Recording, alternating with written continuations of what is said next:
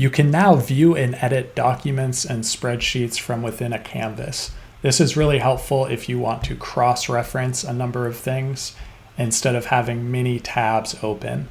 So let me show you how to do this. I created a blank spreadsheet within Google.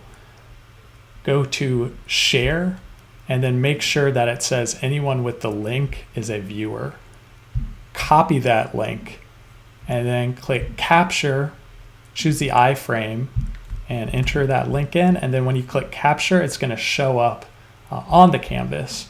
So let me zoom in here, and I can then start typing in and editing this spreadsheet. I have to click the interactivity toggle on and then start typing, and then you'll see that it shows up in this document as you see here.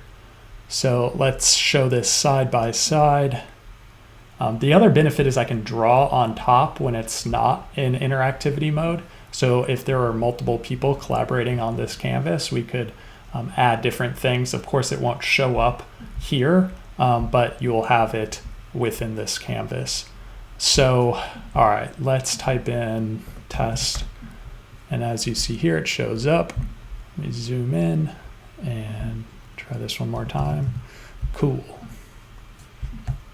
So all the features that you would have within Google, of course, you have here through this iframe, but let me show you how I can draw on top of it. So if you toggle it off, now I can start drawing.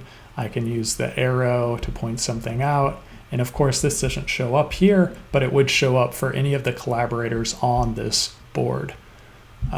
Again, it's super helpful. Instead of having a lot of tabs open, I can just cross-reference things. I'm looking forward to your thoughts, and thank you for checking it out.